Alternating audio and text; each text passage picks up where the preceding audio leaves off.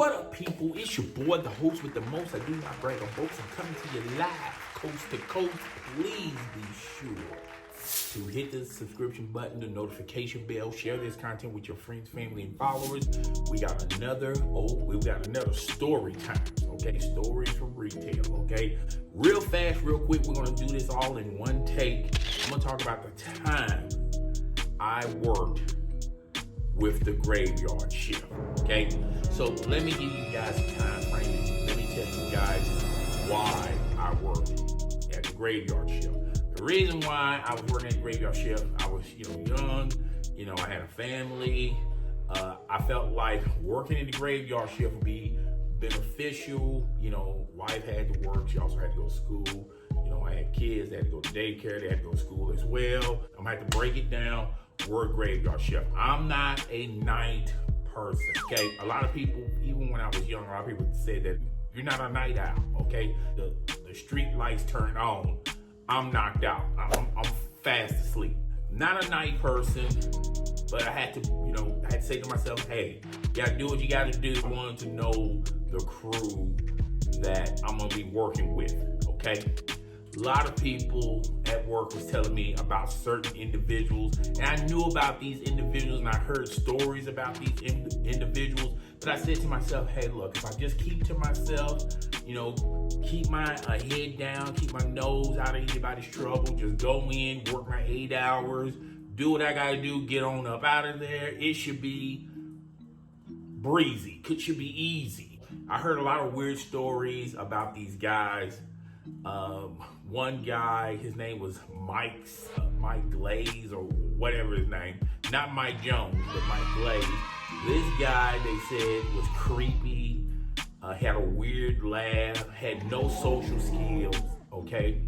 When you work graveyard, if you're a normal person, you're not going to fit in at the graveyard. If you have some type of lifestyle, if you're sociable, if you hang, you got friends, family, and things, if you're a people person, you're not going to like the night shift, okay? Because when you work with the night crew, they are the total opposites, okay? It's like working with the Addams family, okay? It's a lot of weird stuff that goes on in graveyard. So my first week in graveyard, okay, I had like 3 hours to work on, all right? Come to find out, these are the 3 hours the night crew didn't want to, the veterans of the night crew didn't want to do. I had the paper towel owl, I had the canned vegetable owl, and I also had the soda, the 2-liter soda owl and water, okay? 3 owls nobody wanted. The vegetable owl, the canned vegetable owl it was just too many cans, you had to face them up. Nobody didn't want to deal with that crap. The paper towel owl, the reason why nobody didn't want to do paper towels and toilet paper was that truck came in a little bit later, all right? Because everybody wanted to just do their jobs and, just be done with it and work their backstop.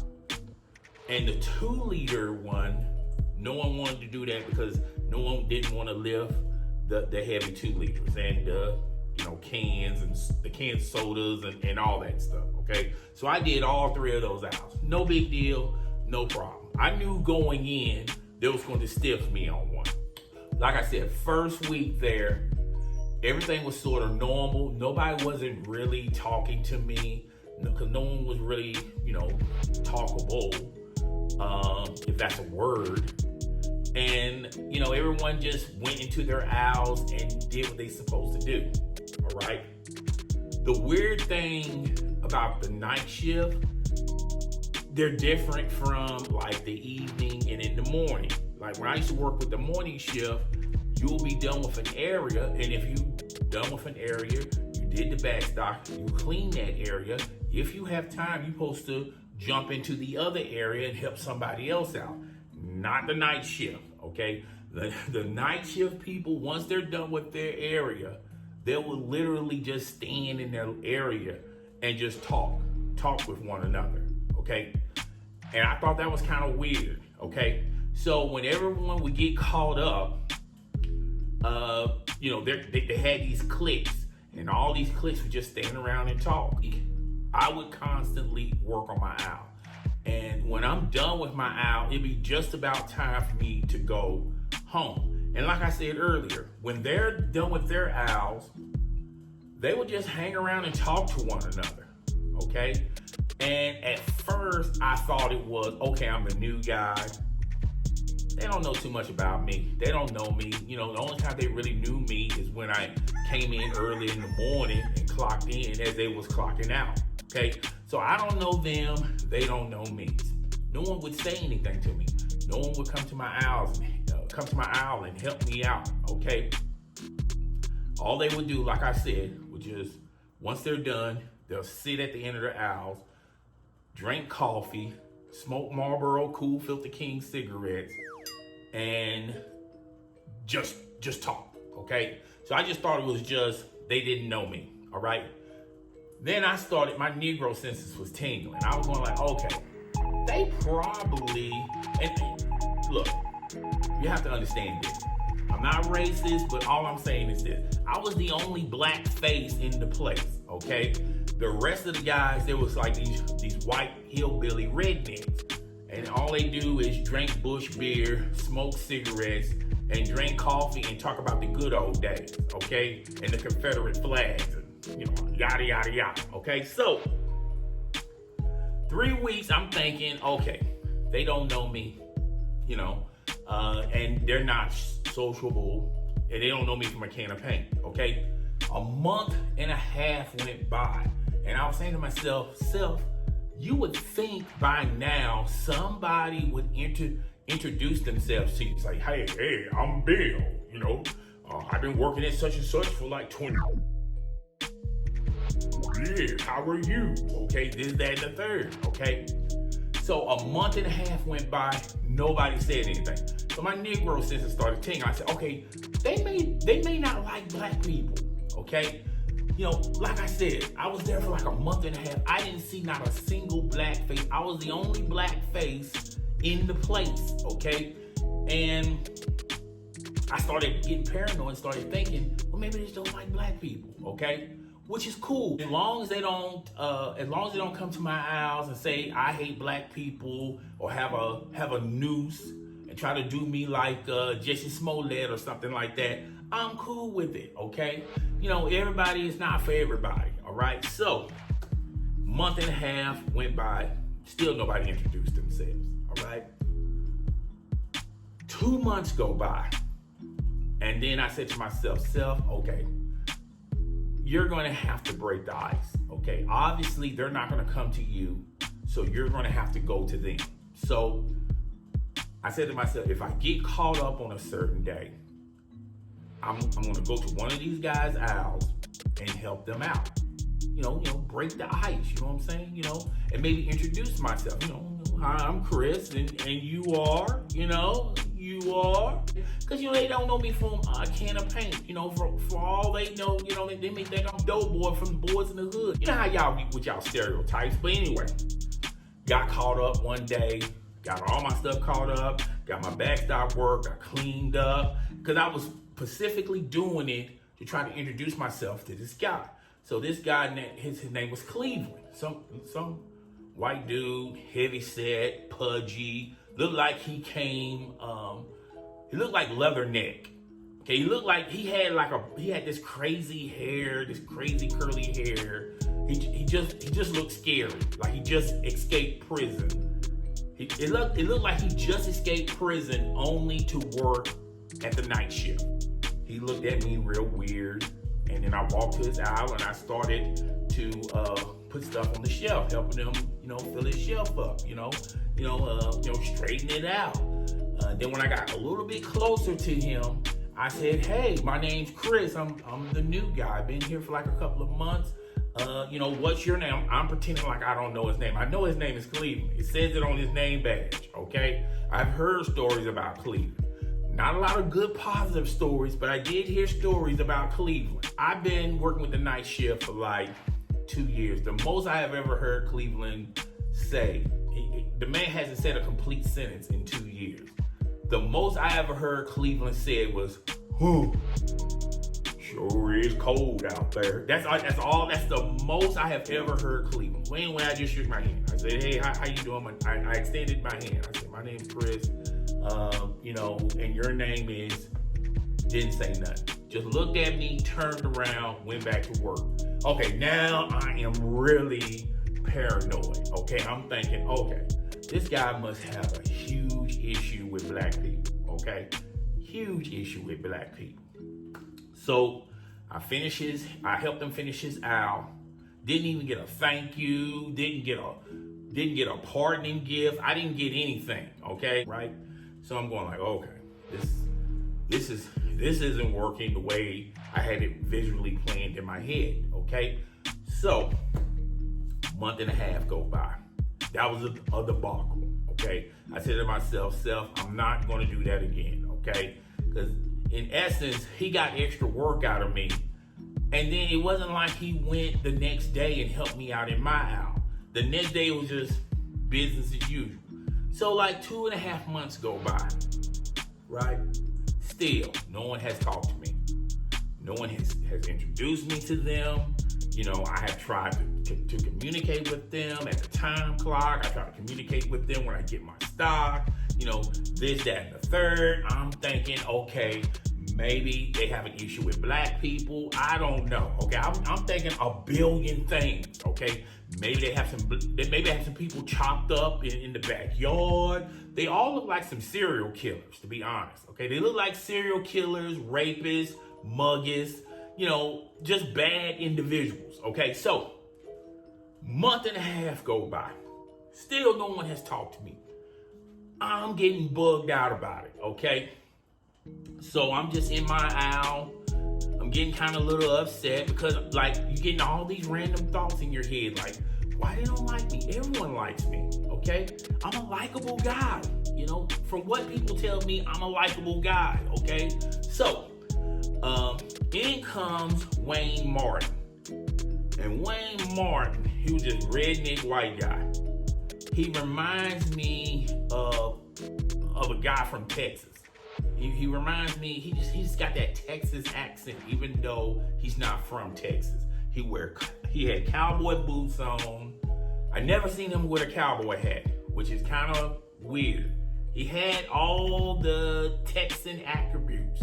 His energy was screaming he was from Texas, like he's been on a farm his whole entire life, okay? But never wore a cowboy hat. But he had cowboy boots on, all right?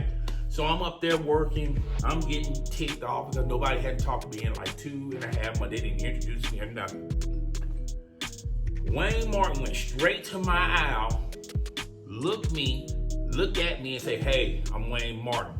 I'm the nighttime manager. He extended his hand. I'm like, I was shocked. I'm like, you're the first sign of life that introduced me to somebody. I didn't know to hug him or to finish shaking his hand, give him some dap. I was just so excited that someone finally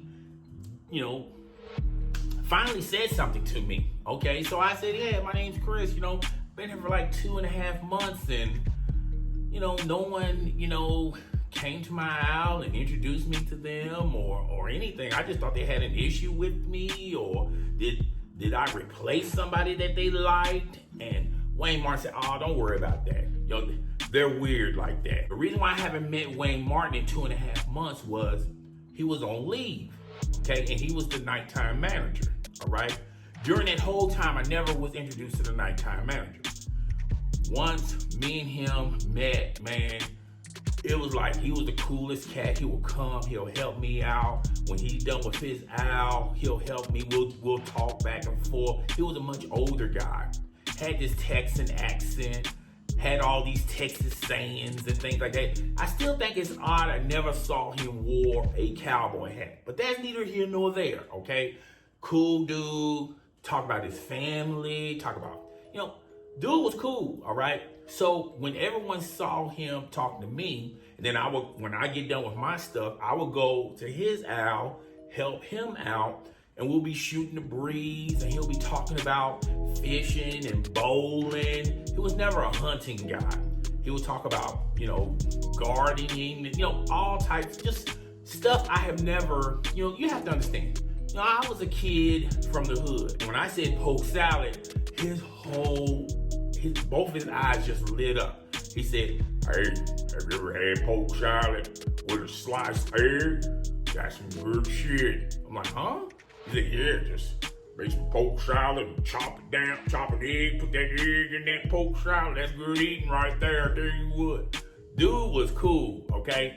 So me and him, we're vibing, okay? So all the weird ones in the night crew started gravitating to us, okay? Then they find, they didn't really mention their names. They didn't give me a handshake or anything like that. But I guess they were saying to themselves, if Wayne is cool with Chris, then Chris gotta be a cool cat. Because, Wayne don't really be vibing with anybody, all right? And then when he started vibing with me, the rest of the weirdo, the rest of the night crew, they came, they started talking to me, and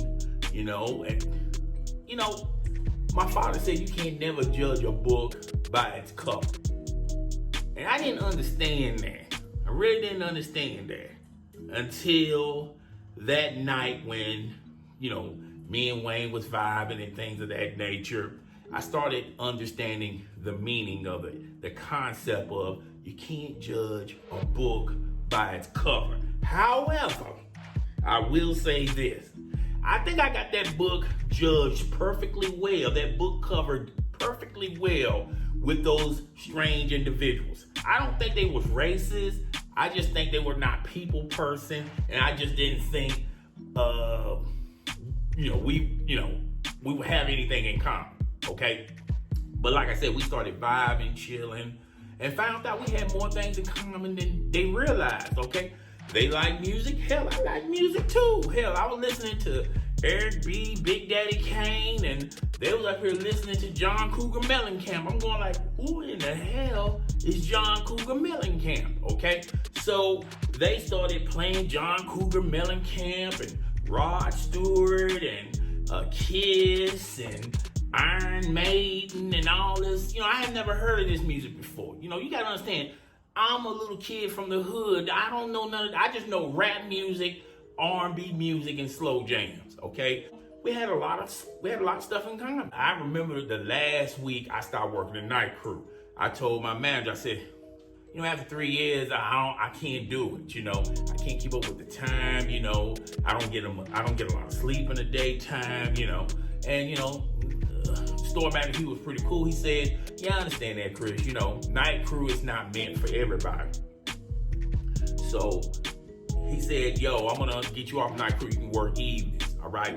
So basically, I told Wayne about it. I said, "Yeah, Wayne, I'm not gonna be on the night crew no more because this, that, and the third. But man, dude, you pretty cool, this, that, and the third." He said, "Hey," and then Wayne said, "Hey, look, Chris, this ain't meant for everybody, okay? But we're gonna still see each other, okay?" We shook on it. We gave a pound, and I started working evenings, and I just kept working evenings, and then eventually I got graduated to working mornings.